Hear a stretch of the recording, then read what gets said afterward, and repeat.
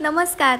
आज आहे श्रावणातील चौथा आणि शेवटचा सोमवार आणि आज आपण पाहणार आहोत संगमेश्वरातील सप्तेश्वर मंदिर. डोंगरावरील दाट झाडीतून निसर्गाचा आनंद घेत आम्ही पोहोचलो सप्तेश्वर देवस्थानाजवळ. 7 झऱ्यांचा स्वामी म्हणजे हा सप्तेश्वर असं म्हटलं जातं. सगळ्यात आधी आम्ही देवळात येऊन सप्तेश्वराचे दर्शन घेतले आणि प्राचीन काळातील उत्तम जलव्यवस्थापनाचे उदाहरण पाहण्यासाठी आम्ही तिथे जवळच असणाऱ्या कुंडाजवळ गेलो. उत्तम जलव्यवस्थापन त्याचसोबत चिऱ्यामध्ये केलेलं उत्कृष्ट आणि देखणं बांधकाम तुम्हाला इथे पाहायला मिळतं.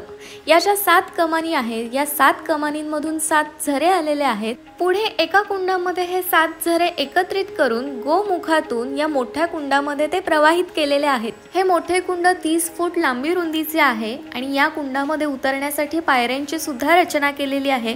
अतिशय स्वच्छ असं पाणी आहे. हेच पाणी पुढे जाऊन एका ओढ्याला मिळते आणि तो ओढा पुढे गावामध्ये जातो. आजूबाजूला गर्द हिरवी झाडी आणि त्याच्या मधोमध असणारं रमणीय असं सप्तेश्वर देवस्थान.